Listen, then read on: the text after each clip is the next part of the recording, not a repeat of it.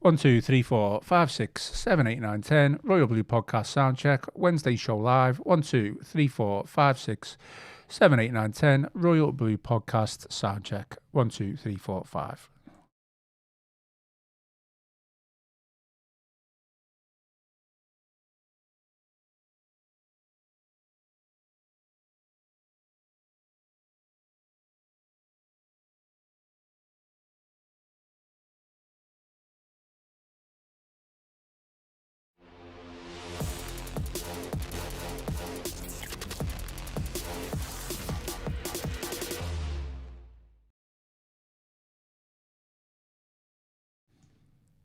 Hello and welcome to the Wednesday show here on the Royal Blue Podcast. We are live on YouTube. I am your host Ian Croll, and joining me for today's episode, sporting an Everton Christmas jumper. You did not disappoint, Tony. How are things? All good? Yeah, good. Looking forward to the festive season, obviously, and then lots of Everton games to watch and discuss. Not as many as usual, though, to be fair. It's quite a... Well, I mean, I know the run-in, probably, not the run-in, but the period after the festive period is probably busier than what it is over Christmas. Usually, like, there's countless games, isn't there? Yeah, and we've got some, dare I say, after January, when we get into January, lots of winnable games at home. So I wouldn't get too disheartened if we don't pick up points against your Arsenals of the world and even Forest away in a couple of weeks' time. We've got a nice run of fixtures in January to look forward to. Yeah. 100%. I mean, obviously Arsenal's going to be tough, but Burnley on the 27th and Forest. I mean, Forest will be a tough game as well, but you know, you'd like to think that we could come away with something there. And we've got a cup game to look forward to as well. Sunderland on the 10th of January. Yes, a 12:15 kickoff. Yeah, on what do you make of that time?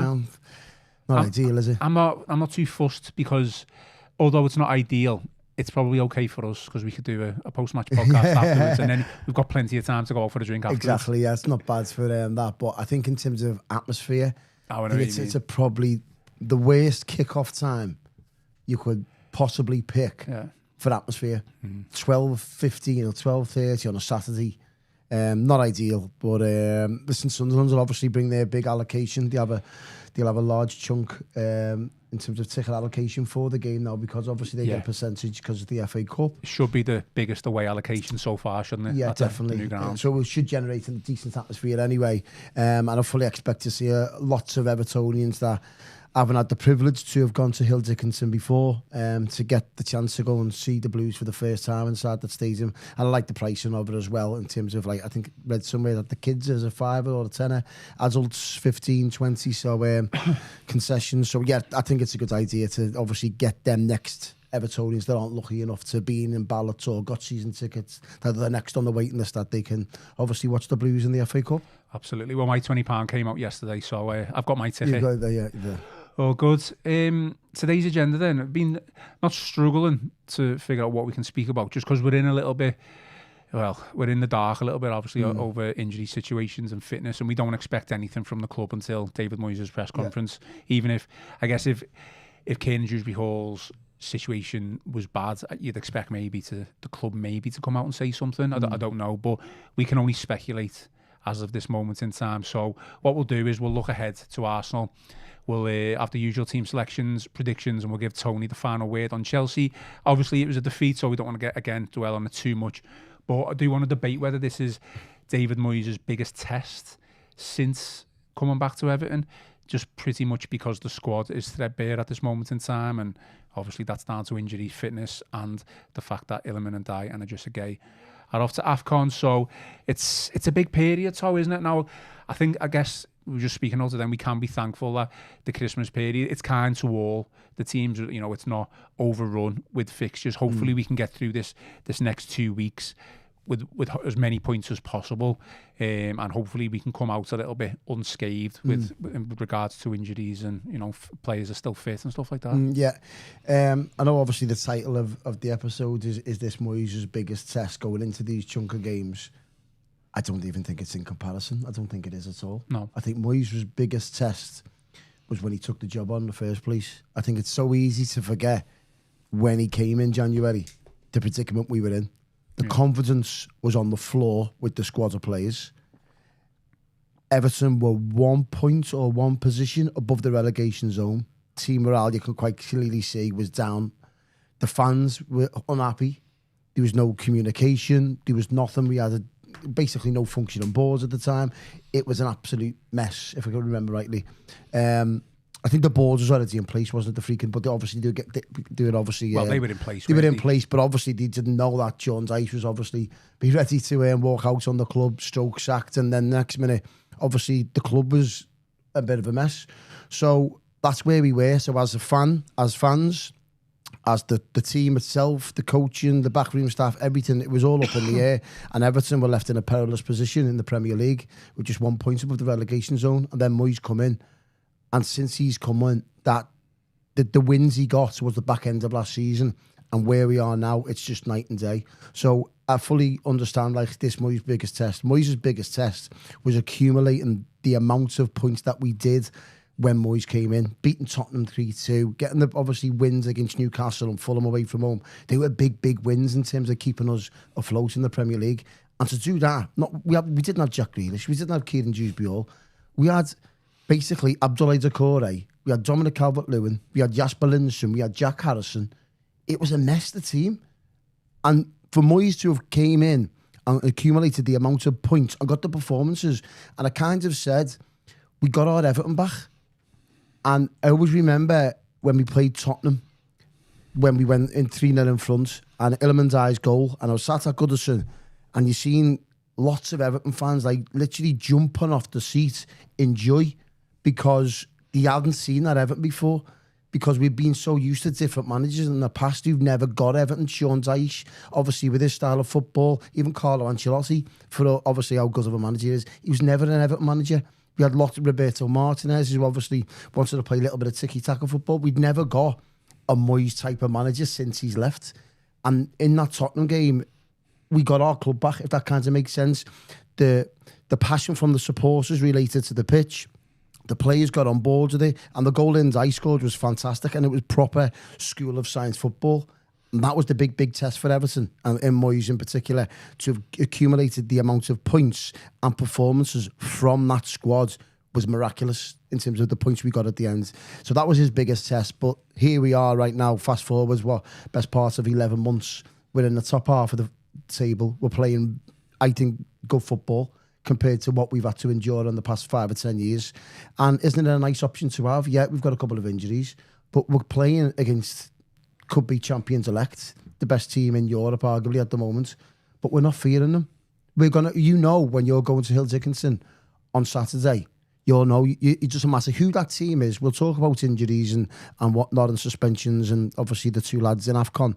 But when you swipe your card through that turnstile on Saturday, you're going to watch an Everton team. All 11 of them are going to give absolutely everything on that pitch, and they're going to have a go at them. Regardless of the quality Everton have got, they're going to have a go. They're not going to sit back with 10 men behind the ball and knock it long. They're not going to play tiki-taka at the back. They're going to have a right go at this team, regardless of the position Everton in compared to Arsenal. And I think that's refreshing, and everyone needs to be reminded of that as well.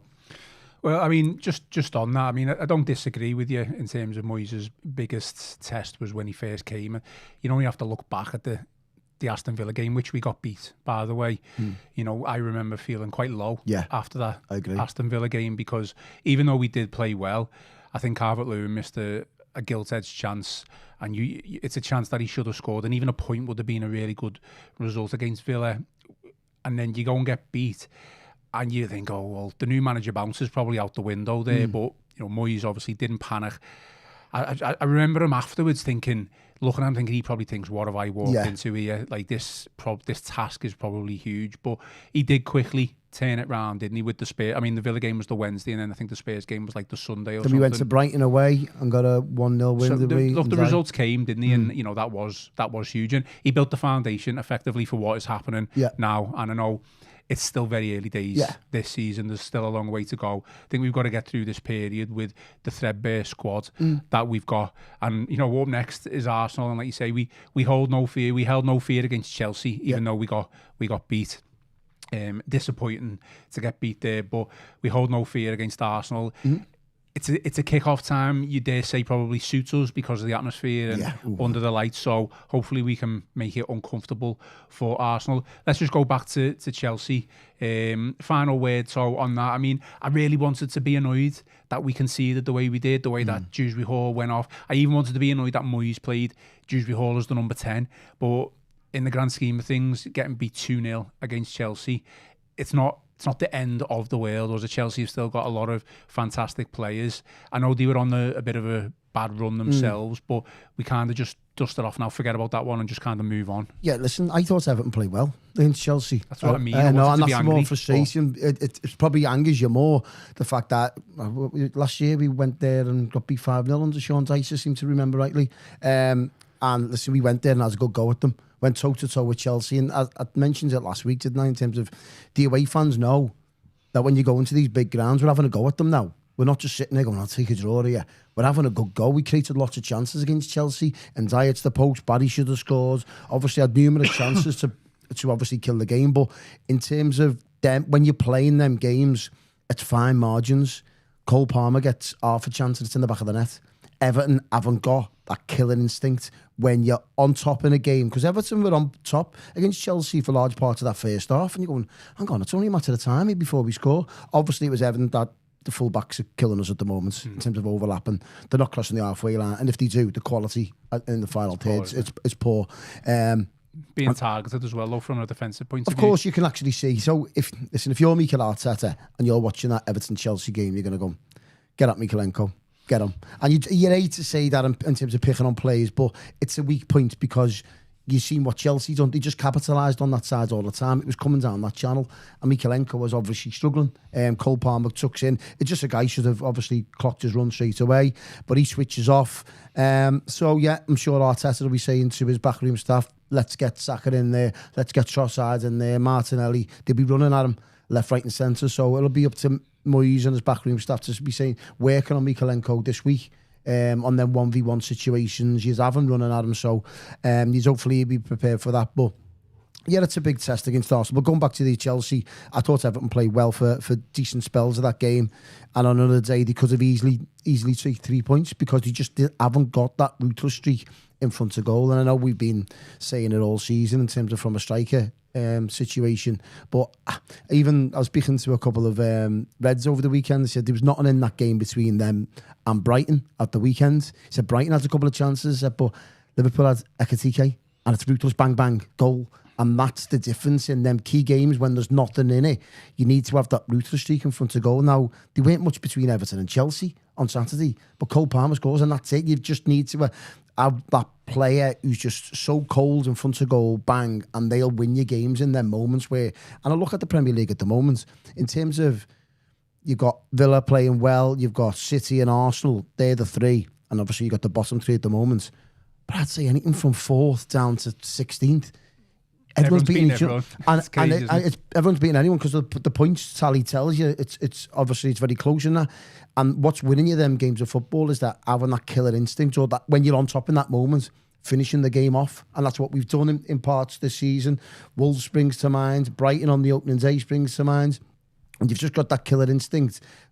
Crystal Palace at home, obviously Grealish last minute, them moments. So when you're on top in them periods, you've got to finish teams off, and obviously we were on top at Chelsea and we just didn't capitalise on it. But it's not one to be, I'm sure David Moyes will have addressed in the dressing room, listen, forget about that, you've just played well against the top side, let's get home, let's get a week behind ourselves, say to the lads in Africa, going to Africa, and then we take it on to Arsenal.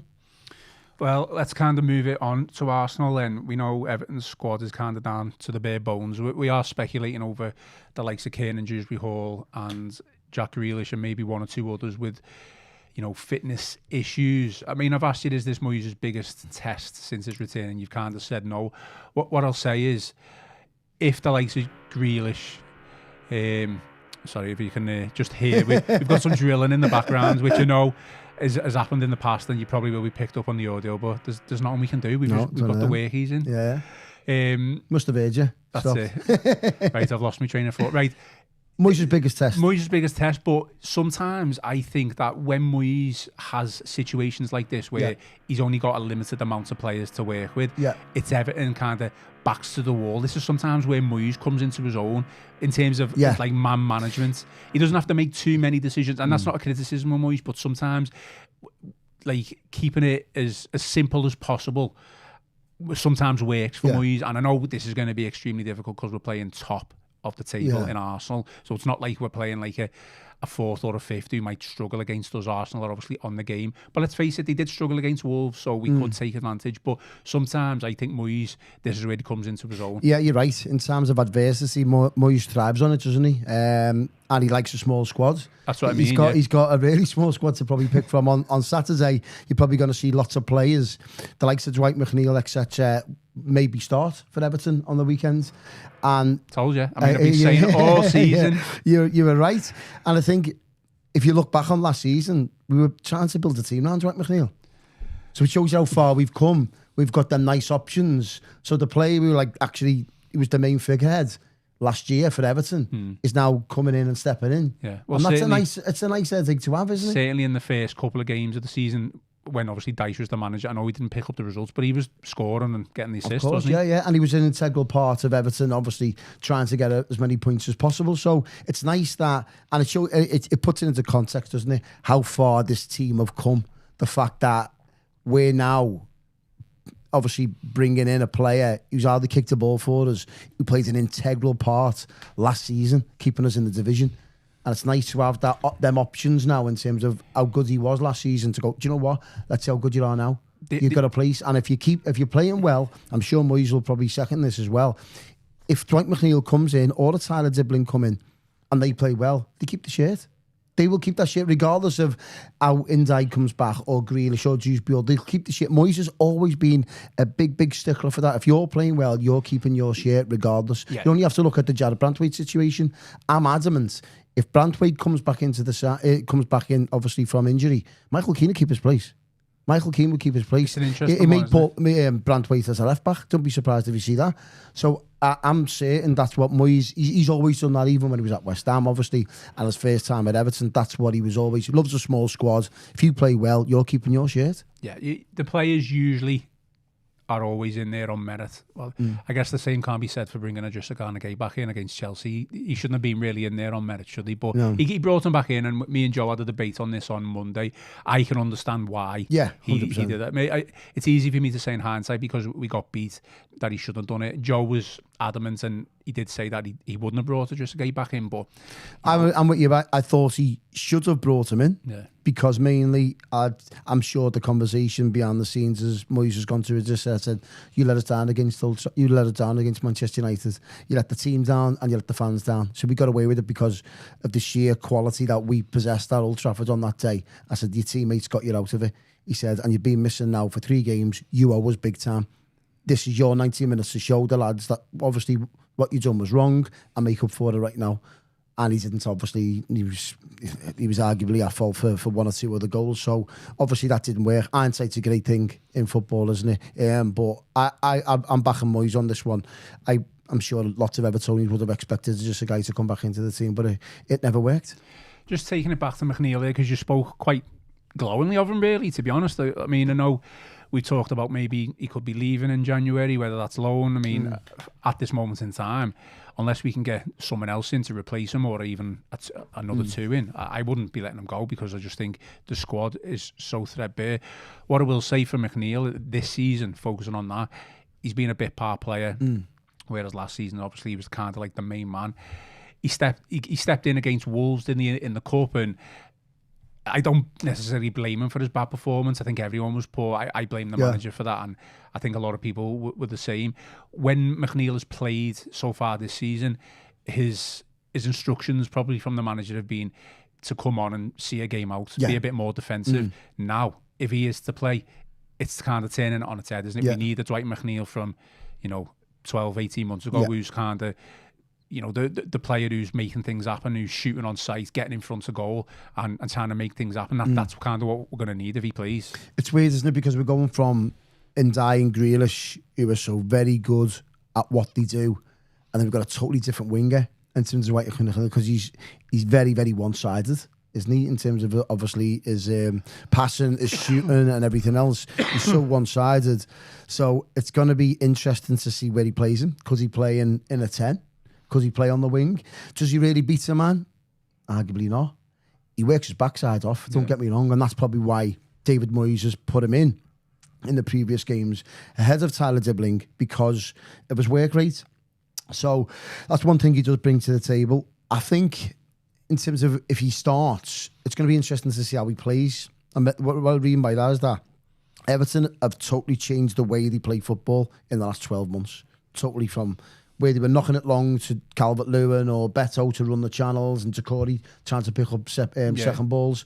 Now they've got Ndiaye and Grealish. The lads want to get on the football. They want to play football. So this Everton team actually want to play football. So where Dwight McNeil last season was starting in terms of just getting it, go long to obviously to the centre forwards or get your half a yard and whip it in. Yeah. We're not that footballing team anymore now. So it's going to be interesting to see obviously the patterns of play from Dwight McNeil, how he now all of a sudden adjusts his game to the way Everton are playing at the moment, because obviously he's just been a bit part player. He's played, I'd say, not many minutes this season, but he's obviously adjusting at the moment in terms of this is the style of football that we play now. Tarkowski or obviously Michael Keane, they'll get it, give it to James Garner. Garner look up, maybe Dewsbury-Hall 1-2. They may go long to Thierry Barry, or naturally what they normally do, the midfielders will look out wide. Ndiaye will have it, or Grealish will have it. So it's how James Garner and whoever's in the middle of midfield with him, Tim Iribunum, they may get the ball and go, right, we're so naturally going to one of the flanks here. Dwight McNeil's there. Do we go there or do we go long? So it's going to be interesting to see the dynamics, how Everton start and feel the way into the game on Saturday. Yeah, I mean, we're obviously recording this podcast on Wednesday the 17th, so for anyone listening like a day or so later, so we are speculating that Kiernan, Dewsbury-Hall and Grealish aren't going to be fit. I think Grealish has probably got more of a chance than Dewsbury-Hall, because we know Grealish has been playing with a bit of a knock anyway. So hopefully Grealish is fit. We'll come on to team selection, but I guess, does McNeil fit in the same team as a Grealish again?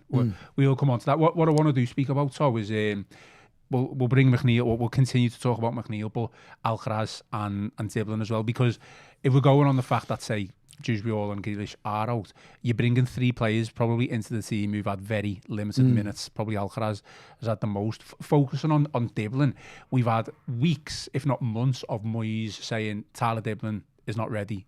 Or he might not have come out maybe and said that. I can't remember quotes specific, but he's obviously given McNeil the nod over Dibling at a certain time, so you can read between the lines. But now, the fact that Ndiaye is gone, the right wing, there's a void there, isn't there? So it's a huge gamble, what we've done over the past couple of weeks and months, not giving Dibling the minutes. And then basically, because he hasn't deserved them, though. I know this is the point, though, isn't it? But it's still a gamble. We've known all along that Ndiaye's gonna be going. But Everton have been playing well. So you can't take Ndiaye off and bring Dibling in, can you? Because not dropping a play. It's very difficult to bring a player in who is probably, from what we're reading between the lines, is obviously not doing it as much in training, because Dwight McNeil's getting a nod ahead of him.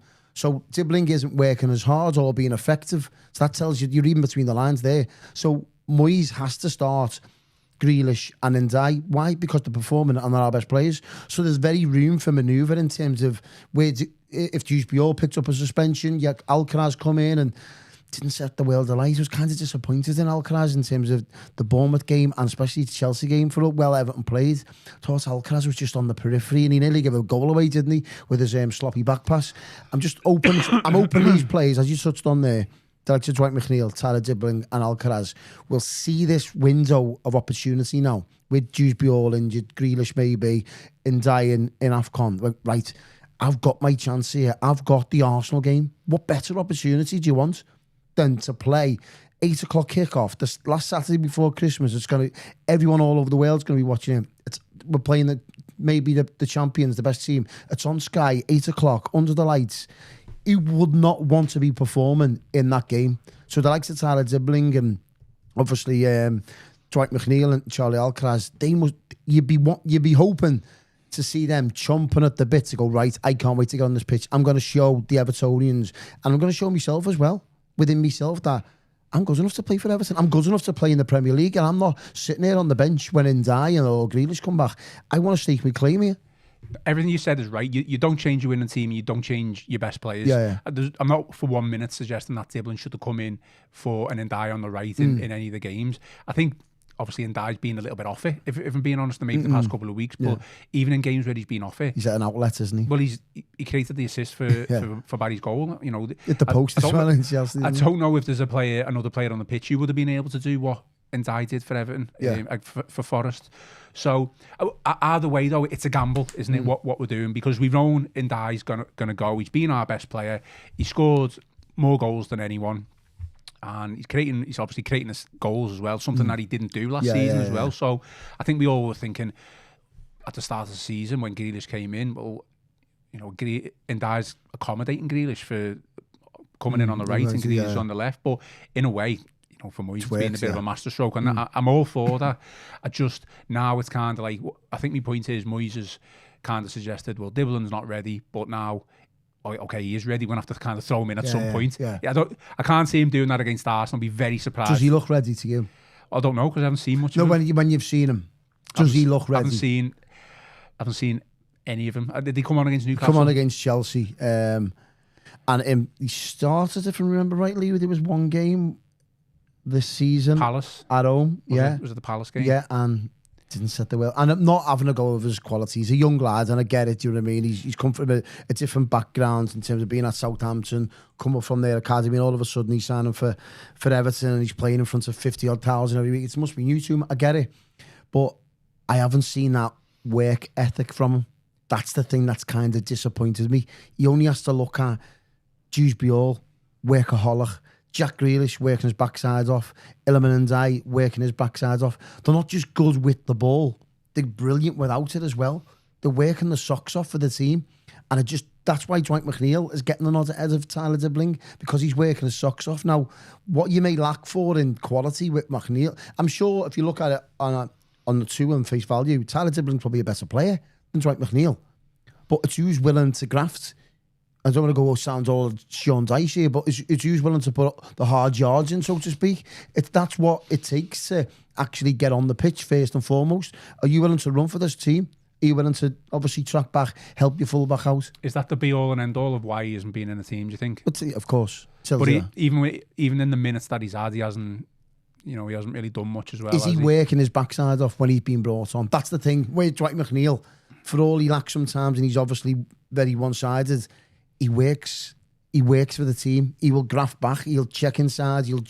And he'll win fouls. He'll do whatever he can to help the team. I just don't see that with Tyler Dibling at the moment. And considering the enormous amount of money we paid for this kid, and we chased him all summer, it's one of the, you look at the recruitment team going, is this actually, listen, this, maybe look back on this podcast in 18 months, 2 years' time, when he's ripping it up in the Premier League and going, hang on, when Jack Grealish is probably back at Man City and Tyler Dibling ripping it up for Everton, we'd love to see that. But at the moment, it's kind of left us with 6 months down the line going, we've yet to see why we've been chasing this lad all summer. That topic, obviously recruitment and the right-hand side of midfield, is a whole podcast in itself. No, it is, isn't it? It is. Like, we were desperate for a right winger. And I don't know whether Dibling was number one target at the time, because I know we were linked with a couple of others. Yeah. But I think I've said this in the past, where we spent all this money on Dibling and obviously brought Grealish in as well. And then it was like, oh, well, where do we put Ndiaye? Oh, we'll put him in the right. In a way, we probably still needed a right winger, but we didn't need a right winger as much as what we probably thought, because Ndiaye's filled in. The thing is, with the three players that we're speaking about, McNeil, we know what he brings and we know his limitations. So we could probably go in on Saturday and do a job. Yeah. Alcaraz, again, the same thing. We know what he can do. We know his qualities. We also know his limitations. Although, you know, he has been better off the ball in terms of working harder and trying to win the ball back. He's in a position where he's trying to make things happen. So it's more often than not, he's probably going to give the ball away. And sometimes that looks bad when the team counters. Dibling, it's an unknown entity. You might say, didn't see any of him at Southampton. I don't know if anyone else has. I don't know whether you have, but it's literally, he's an unknown. If he comes in against Arsenal, we just don't know what to expect whatsoever. Yeah, and just sometimes that's a bit of a beauty thing, isn't it? It's like, hang on, well, if Evertonians don't know, then the Arsenal defenders haven't got a clue. Yeah. So we can't do. I think in terms of this game, like you just spoke about them 3 players. I think sometimes it kind of helps the atmosphere even more.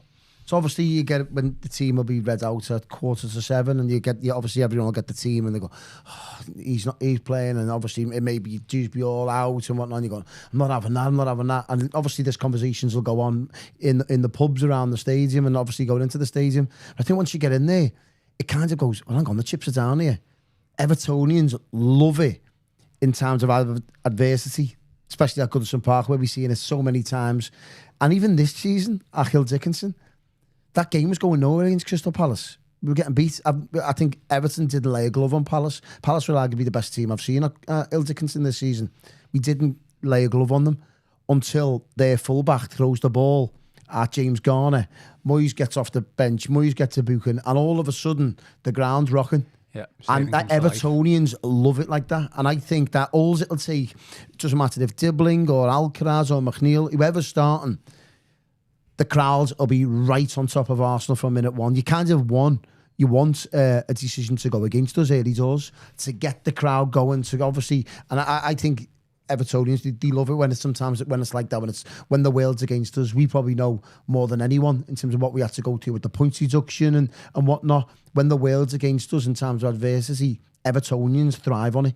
They thrive on that, and Moyes is the perfect manager for that as well. He'll be emphasising to the players, like, get after Arsenal. Get this crowd. You got 50,000 here. Get on top of them. It's gonna be a hell of an atmosphere.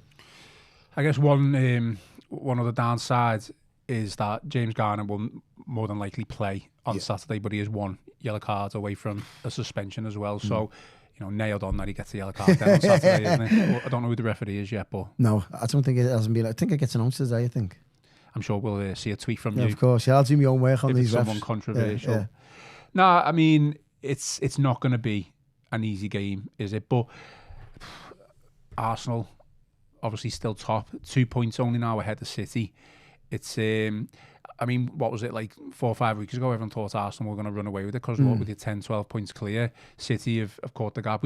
Surely we can put a little bit of fear into Arsenal, try and take advantage of that 2 point gap, which is extremely narrow now. They're not playing well, Arsenal. They're not. I was watching them. I've watched them. Obviously, I watch a lot of football. Arteta's doing a lot of moaning as well. Exactly. He likes to moan. I think that's a good sign. I think even him getting agitators on the line is going to rile the crowds up on the best thing he could probably do is not do that. Yeah, and just he'd be better just sitting on his hands. Yeah.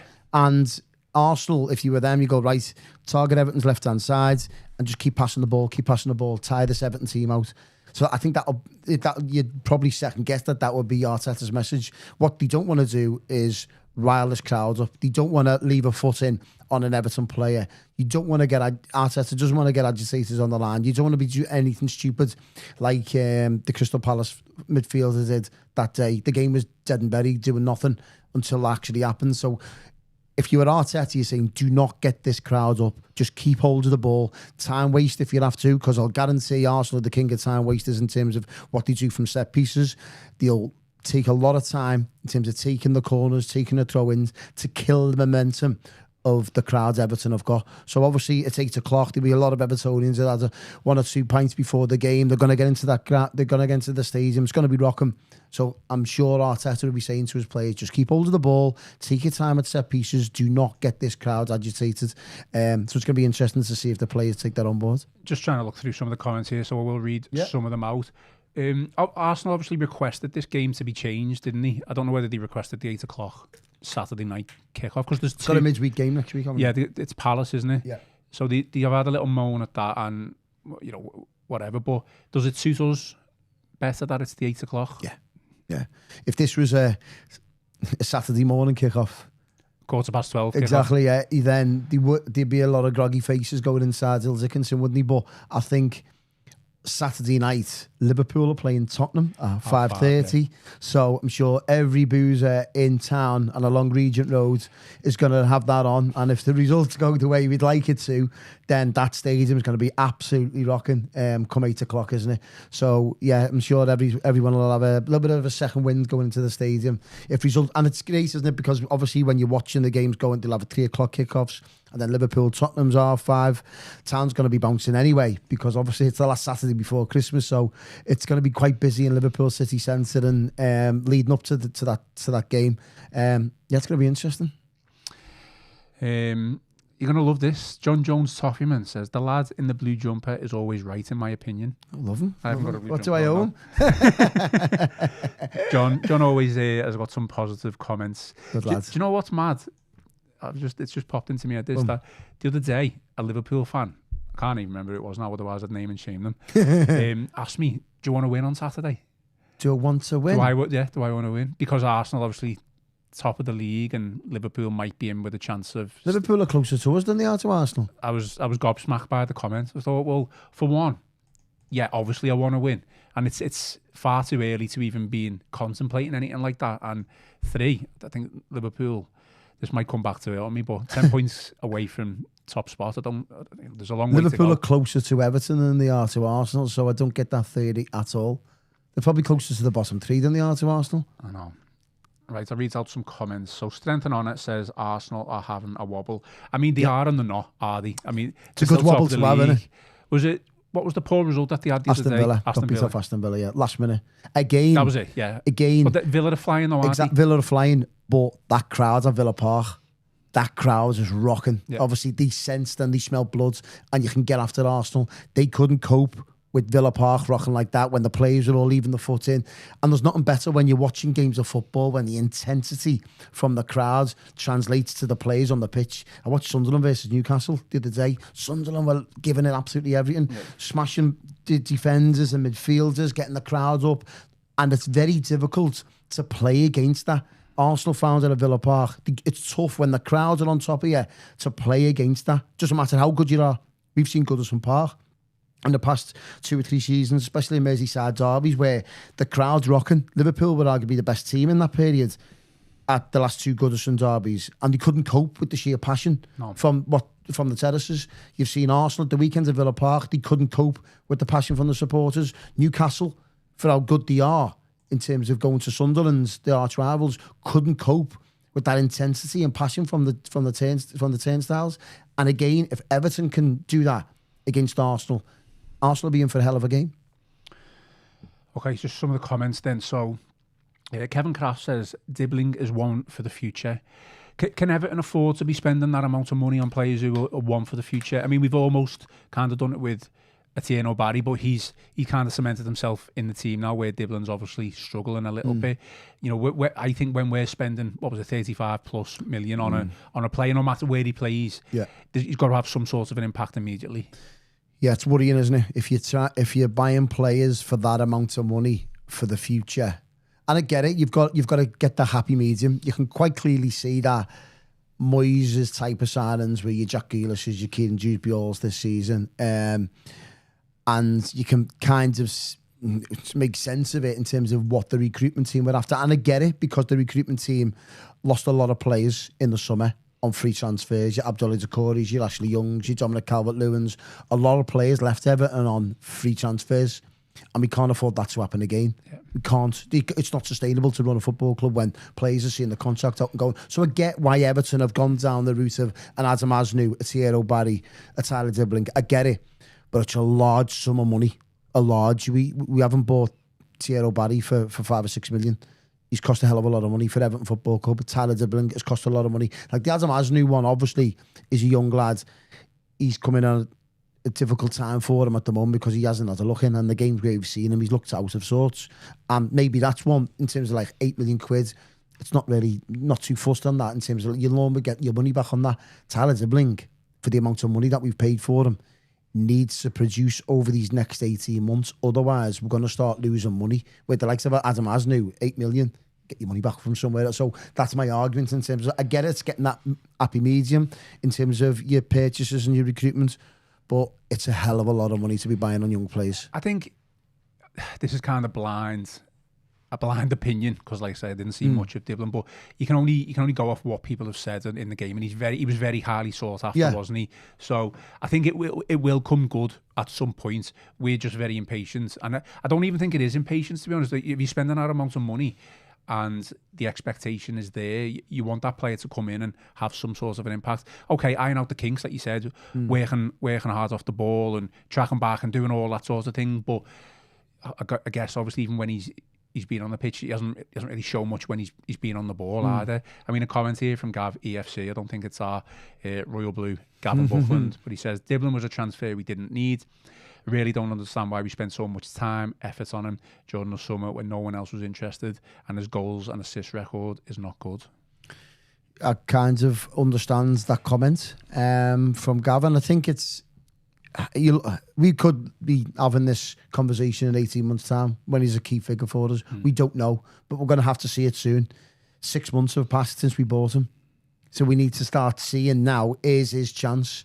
Do you want to be the next Jack Grealish? Let's see, because he plays like him. Obviously, he's similar to him in terms of the style of play. So we're going to have to see it sooner rather than later. He's got a window now to show what he's about. He's had 4 months of bedding in. And we haven't bought a foreign player who's never kicked a ball in the Premier League. He played a hell of a lot of minutes for Southampton in the Premier League last season. In fact, he plays in the last game at Goodison Park, didn't he? So he's not a stranger to Premier League football. He's played at this level a lot of games, a lot of minutes. So we haven't just bought a player in from France who's not kicked a ball. We bought a player here who's Premier League proven, so to speak. Yeah, he's young. He's still adjusting to the style of football Everton are playing. But the same token, we need to start seeing a little bit more from him when given the opportunity. He's probably going to get the opportunity against Forest and Arsenal and Burnley. So let's start seeing it. Good job he didn't pay the initial £100 million that Southampton was speaking about, Well, wasn't it? I know we're down to 50 million. One of the most expensive teenagers in Wales football, isn't he? Do you think it was because it was drawn out a lot? I mean, obviously the price tag is the price tag, and everyone, the higher it is, the greater expectation. But do you think because it was a prolonged transfer saga that hasn't helped the situation as well? Yeah, that's not his fault, by the way. No, that's not his fault. He doesn't set what happens. His agent does, obviously, but he has no say in how much Everton have paid and down payments. That's nothing to do. And I get that because obviously it kind of sticks with the transfers, doesn't it? In terms of everyone knows what happens across the park with Alexander Isak. It sticks, that kind of thing. And it's sort of when that player's not playing well or he's not in the team, that kind of storyline that goes along with it throughout the summer, it sticks with that player and it's not the player's fault. Do you know what I mean? It seems like what happened with obviously Tyler Dibling. So yeah, I can understand why Evertonians would not be happy with the way it went. We've chased them all summer, paid a lot of money for him. Why haven't we seen him on the pitch? And we haven't seen him because he's not been good enough. And if he was good enough in training, I'm sure Moyes would be putting him out there. So it's sort of, you can only second guess what's been happening behind the scenes. No, of course, that's why Dwight McNeil has been getting more minutes than him. And it's to the point now, though, where Moyes is going to be forced to use him no matter what, even if he thinks he's ready or not, because effectively then, if he doesn't use him, he's going to start putting square pegs in round holes, players out of position, and we know that's I think ideal. The forced words, I understand what you mean. No, but if he thinks he's still not ready, he can't just go, well, Ndiaye's gone now. This is my point from before. Ndiaye's left now, our best player. Right, well, Dibling's ready now, then let's get him in. Well, I'm sure that'll be... It's not the case. Yeah, but I'm sure there'll be a lot of managers in the Premier League doing likewise because Sunderland have lost 7 players to AFCON. We're not the only one, are we? So Sunderland have lost 7 players to AFCON. Chelsea are losing some. All these managers will be having conversations with they'll be having kittens. That's what they'll be having. Exactly. They'll be going, right, I know you haven't been a part of this team in the past couple of weeks. Now's your chance. And it's up to obviously Tyler Dibling now to seize his opportunity to go, right, I'm going to make sure that when Ndiaye comes back, that Moyes will have to force him to play in a number 10 role to squeeze him in. So there's options there that Tyler Dibling's got to take this opportunity. And like, as I touched on there, we've seen Beto this season that all of a sudden Moyes went, right, you've had your run in the side. Now, he wasn't forced upon Thierry Barry in terms of what's gone on because we'd seen enough of Beto, it just weren't happening for him. So now Moyes went, right, Thierry, here's your chance for the next 10 games. Let's see what you're about. And so far he's done okay. Well, a lot better than obviously Beto. So that's the opportunity that players get. It hasn't happened for one player, i.e. Beto. Now it's your turn, Barry. So the same is going to happen to Tyler Dibling. Now, obviously, Grealish could be injured. Ndiaye, obviously, in AFCON. Now, Tyler Dibling is your chance to stake your place in the side. Let's see what you're about. Let's see the quality you've got. Okay, so Charlie Waters says, McNeil works against the team. When he comes on the pitch, he's so slow and predictable. And the Blues have says, McNeil knows Moyes doesn't fancy him and his time is up and Dibling is still in his shell. There is another comment here actually from Charlie who says, Dwight has only played 9 minutes more than Dibling this season. That's hardly being ahead of Dibling in the pecking order, and Dwight is supposed to be a senior player. I mean, Dibling comes on first, doesn't he, all the time? Dwight, Dwight McNeil. No, so I disagree with that to an extent. I understand what he's saying because both players have had limited minutes, but it goes back to why Dwight McNeil has come on the pitch ahead of Dibling. It's because he's probably come into for his defensive attributes rather than his attacking attributes. I presume when McNeil's coming on, we're holding on to wins. Man United, Bournemouth, we're holding on to wins. So it's our Everton are getting on in them games. So don't forget, if we're chasing a game, you bring Dibling on to chase a game. But if you're holding on to a victory, Bournemouth springs to mind, Man United springs to mind. Dwight McNeil comes on because you know he's going to work defensively. So in terms of minutes, it's very subjective because it all depends on how the Everton team are getting on at that time. The only time where we all questioned it was, I think it was the Sunderland game, wasn't it, when it was 1-1, and did McNeil come on? Yeah, Sunderland away, McNeil come on for Ndiaye. Ndiaye. So, and I don't know whether it came out afterwards that Ndiaye had a bit of a knock or something like that, but either way, he came on. McNeil came on for Dibling. So I can understand everyone's frustration from that aspect, but I think that kind of blew everything up there. So why is he picking McNeil over Dibling? And that was questioned, wasn't it? I'm sure if you were to ask a lot of Everton players as well in terms of like what's been going on in training, who would they rather have in the team? So if you're James Tarkowski or I don't know, whoever's in the Everton squad at the moment in terms of who's been playing a lot lately, and they're saying like, who would you want as a teammate in your team at the moment to get you a point or get 3 points? I'd second guess that a lot of them would probably say Dwight McNeil ahead of Tyler Dibling at the moment to help the team. If that kind of makes sense. Okay. Well, we'll come on to kind of team selection debate now because there's a lot of permutations. Just a bit. I guess we can go off thinking that Kiernan Dewsbury-Hall is going to be injured. We could probably say that Grealish is going to be in the team. What would you do, Tony, for Saturday? I'm putting you on the spot here, I know, but it's impossible for us to give it a definitive answer because of, again, we're in the dark over things. I guess the back line and the goalkeeper picks itself. Yeah. It's the wingers really, and the So if it's worst case scenario, okay, you go Grealish and Dewsbury-Hall both out. So then you would have to put Timo Rubenham, James Garner in midfield. You'd have Alcaraz as a 10, and then you'd have to put McNeil and Dibling. You really think he's going to start Dibling against Arsenal? There's no options. There's no options. I've got a couple. Go on. Thierry Barry on the right wing. Okay, worst case scenario, we've got no Grealish, we've got no Dewsbury-Hall, and obviously Ndiaye. I'm not saying these are what I want to do these, but I know Moyes is prone to putting Alcaraz on the right-hand side of the midfield, isn't he? Not saying... So would you put in a 10 then? If Alcaraz is going on the right? McNeil, but who's on the left? Yeah. It's an hard one, isn't it? Okay, let me give you some options then, because we're going to get stuck in the mud here if we... James Garner on the right of midfield, but then who comes into the centre of midfield? He's done it before, Garner. Yeah. Played everywhere, hasn't exactly, yeah. Does Alcaraz then go into a centre midfield role, which is he's played for Southampton for, didn't he? And McNeil on the left. So you could have McNeil on the left, you could have Alcaraz in the middle. Rubenham. Yeah, but who else is in there though? We're still missing out then. It's so tough, isn't it? You don't know. I think Merlin Roll's still not fit as well, is he?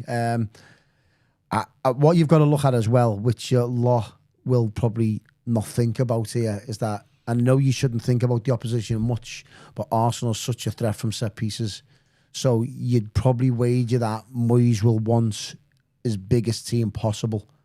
We've seen this season, in some games, Newcastle, Tottenham, where they've struggled from set pieces just due to the sheer power and presence of the opposition, and Arsenal are the best in the league at that. So we're in for a tough afternoon. Of course we are. Aren't we? Yeah, big time. And as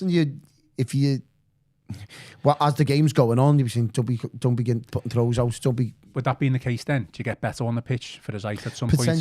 Potentially. So I wouldn't be surprised if you see something totally random where Beto was starting and Barry's on the right. Well, I've got that here. I've got because Barry, of the right sheer midfield, physicality of them. Yeah, because sometimes you can actually see an Alcaraz type of player will get overrun in the middle of the park when Declan Rice is on the ball and Odegaard's passing him off the park. They're going to be knocking it to Saka. Saka's going to be running at Mykolenko. That's going to be their pattern of play. So Everton are going to need big bodies to get round the pitch and be physical from set pieces, defensively and offensively. So it wouldn't kind of make sense if Beto's starting, because he's a threat, regardless of his quality. He's a kind of threat for Everton defensively at getting into the front post, and offensively just trying to flick the ball on and hold the ball up. Barry may be on the right-hand side of midfield. We don't know. At least there's some kind of options in case of a that's worst case scenario, by the way. I'm really struggling here. If Grealish and Kiernan are both out, I'm really struggling to pick an 11 of what would give us that balance and what would give us that physicality, from a set-piece situation as well as just, on the pitch. If Dibling doesn't start, and it's the worst case scenario... But is he too lightweight for an Arsenal? But yeah, in a nutshell. So that's alarm bells. It's alarm bells, isn't it? The fact that we've paid near enough 40 million for a lad been chasing all summer. We've got the number 10 out and 2 wingers out, and he's still not getting a game. I think... But I can see the reasons why you're not playing him, because Arsenal are such a powerful team. I wouldn't be opposed to like a Barry dropping deeper, whether that's behind a striker or probably more on the wings, or like as a winger, to be honest. And then that gives you a little bit more of an option to pick like a McNeil, Alcaraz, or a Ghana, or Idrissa in the middle of the park, or McNeil on the left. I mean, the other option, I don't think he'll do this, but Adam Asnu as a kind of left midfielder ahead of... No, he's not ready. No, I'm just saying it's just an option. He's not ready. It's a tough one. It is. It's tough, but again, I think we'll thrive on it when the chips are down. Honestly, sometimes when things go against you like this, we thrive on it. Evertonians more than most, in terms of like when obviously that siege mentality, when it's us against the rest of the world, sometimes you come out on top of it. So regardless of who the personnel is and the formation, I'm sure Moyes will have several options up his sleeve. Has been so many times this season as well when we've been caught going, hang on, I didn't see that one coming. You only have to go back to January this year. No one's seen Jake O'Brien as a right back, and Moyes coming in right, he'll do for me, right back. Funnily enough, no one's putting the teams in the comments. No one's putting the team selection in the comments because no one can pick a team. I think we'll know a little bit more after tomorrow. If Dewsbury-Hall's got a long-term injury, I'm sure the club will announce it. Maybe it's 3-4 weeks. We don't know. I wouldn't be surprised if it's just a question in the press conference on. Of course, Friday. Yeah. We'll ask obviously. It'd probably be the first question, won't it? In terms of injuries, what's the latest with Jack Grealish, Kiernan Dewsbury-Hall? I'd hope that if there's any chance, maybe 50-50 of Jack Grealish playing, he'd want to play because he'll love this. He'll love a Saturday night against Arsenal, big team, on Sky. If there's any outside slim chance of getting in the England setup, he'll want to get out there. He'll want to go out there and show everyone how good he still is at this level. Oh, I don't know what we're going to do. I really don't know what we're going to do. I guess the big question is if Moyes thinks Dibling is ready or not. If he's happy for him to go in, then he obviously just goes straight in at right wing, doesn't he? I just think he's too lightweight. That's the worry. He's too lightweight. Say Grealish is in, and it's kind of like a McNeil. Who would you play on the left and who would you play as the number 10? Would you move Grealish over to the 10 and McNeil? Yeah, I'd put Grealish to the 10. On the just to try something different. And it's nice, isn't it, the fact that we've these options that we're all discussing. Arsenal have no idea who our team is because we don't know. We've got the element of surprise. Exactly, yeah. So I'm sure there'll be a random selection in there and a potential formation change. Who knows? We might play the same formation. We don't know. And that's the beauty of it, isn't it? I mean, Daniel Barton's kind of gone with what we've suggested. So Ghana and Idrissa in the middle, the two holders. So Alcaraz is the number 10 and Dibling, McNeil on the wings with Barry up front. He says that makes the most sense, which I do agree with, but it makes sense to us because we're from the outside in the looking bubble, in. Yeah. We're outside looking in. We don't know if Dibling's ready. We don't know what exactly. the situation is. You can only second guess that he's not ready because he just hasn't been getting the minutes when you're trying to get results in the Premier League. Well, there's no time like the present to make an impact. Of course, yeah. Predictions then, so for Saturday? Oof, I'll tell you one prediction. Are we having a pint? Yes. Before and after? After. Certainly after. Yeah, just we're not doing a post-match pod on Saturday, but we will react to the Arsenal game on Monday, so that'll be me and Joe. Yeah, certainly after. Dibling's a young lad, isn't he? He's a very young lad, yeah. I know. There's been a lot of young footballers that have done some damage for Everton against Arsenal in recent years, haven't they? Wayne Rooney springs to mind. I think that this will be a 1-1 draw. Arsenal aren't playing well, yet they'll come to our stadium on Saturday night, and it'll be interesting to see what happens with the other results as well, where Arsenal find themselves. And again, when you're watching the scorelines go through with the 3 o'clock games and the R5 games. City play beforehand? I think they do, yeah. I think City play on the... In fact, I think they do because the only other game is Villa United on the Sunday. Yeah, so they will be playing. So it depends on, again, putting pressure on Arsenal ahead of that game. So Manchester City. Man City play West Ham at home.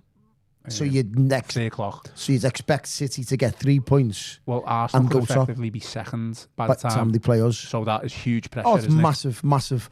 And that could be the first wobble you'll see. So that anxiety from Arsenal fans and players, where they've been top of the league all season, they could go into our game on Saturday in second place.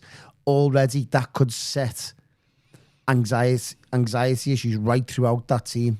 It'll be like that. I think the Arsenal players and everything will go, right, we've got to get a win here. Got to get a win. And sometimes that kind of can be off-putting for a team when there's that much added pressure on. Arsenal at the League One 3 or 4 weeks ago. Now they could find themselves, theoretically, go in second place going into our game on Saturday night. And that's not a good sign for them, because it shows you straight away that they're wobbling. And it's not just a physical aspect, it's a mentality. The players will be fully aware on that coach going to down Regent Road on Saturday. They'll know that they could be in second place. And then anxiety issues could be filtering right throughout the team, and it could help Everton. 100%. It's a thing that I didn't really think about, that Arsenal could actually be second by the time they come to the stadium on Saturday. So you've gone 1-1. I've gone 1-1, and I think Thierry Barry will score. Oh God, you're optimistic, aren't you? Yeah, it is the season. Yeah, I called that he scored on his against Nottingham Forest, and I think he'll score again on Saturday. I want to be positive. To be fair, any time I've picked a defeat so far this season, we've done. I think we've had a draw or won. So I'm going to pick a defeat just to reverse psychology. I'm being realistic. Yeah. If I'm being totally honest, I think it's going to be. Do you know what? It's a shame. Massive. If we had our best team. Well, if we had Ndiaye and Grealish and obviously and Dewsbury-Hall, you go, I fancy us really strongly here. But listen, it's all hypothetical, isn't it? We don't know what Everton's starting 11 is, and we'll have some idea come Friday night after the press conference. So we'll know more or less where we are in terms of what we got to play with. But I'm sure David Moyes behind the scenes will have a couple of aces up his sleeve. And what I mean by that is that he could have a Thierry Barry playing on the right-hand side. He could have an Alcaraz dropping in deep. We may see McNeil in a number 10. He'll have aces up his sleeve, Moyes. He's vastly experienced. He knows the Premier League. But one thing you do know, and I said it at the start of the podcast, you know you're going to watch an Everton team that's going to go at teams. And that's refreshing, isn't it? We're going to go into the stadium going, we're going to have a right go here, regardless of the personnel and the quality comparison with Arsenal. Arsenal on paper should batter Everton. But one thing's for certain is that this Everton team will not let that happen. They'll have a right good go at it. And that translates from Moyes. Do you know who else will have a right good go? Our sponsor, NordVPN. Forgot to read it out at the beginning. Exactly. I thought that'd be a nice segue into it. Yeah, why so not, to get the best discount off your NordVPN plan, go to nordvpn.com/EFC. Our link will also give you 4 extra months on a 2-year plan, and there's no risk with Nord's 30-day money-back guarantee. And the link is in the podcast episode description box. Go and check out Nord's VPN and the things that they can offer for you. I'm going to go, again, realistic. I think it's going to be a tough afternoon, so I'm going to go with 2-1 defeat. I do apologise, but that's what I'm feeling. Hopefully it is not. 1-1. 1-1. 1-1. And I think Everton will be... they haven't been lately, but I think they'll be a big threat from set piece themselves. I know there'll be a lot of time wasting and Arsenal utilising their strengths from throw-ins and corners, but I've just got a feeling that Moyes will be working on this week in terms of who we're playing against as well. I think we've been quite disappointing from set pieces this season, Everton. Not defending them. In fact, I think Everton have got one of the best records in the Premier League in terms of defending set pieces. But scoring goals offensively from set pieces, we haven't been as good as previous years. I'm certain that David Moyes has been working on that behind the scenes this week because of the nature of the opposition. We're playing against the strongest team from set pieces, so I'm sure. But let's try and get at Arsenal offensively as well. 100%. Okay, well, that is all for today's show. Thank you to everyone who's watched live. Thank you to everyone who's listened on the audio platforms. We are going to be back with a pre-recorded show on Friday. It's going to be me. It's going to be our sports editor and Big Blue, Paul Wheelock. We are recording that this afternoon. So a preview show ahead of the Arsenal game. Tony, thanks for coming on. And I guess this is probably your last show before Christmas now. You'll be back on at some point. It is, yeah. I'll be back on in the new year. And hopefully we're in a really healthy position going into some favourable fixtures, as we touched on there before. Got the likes of your Fulhams of the world. And sorry, not Fulham. You've got Wolves at home to come.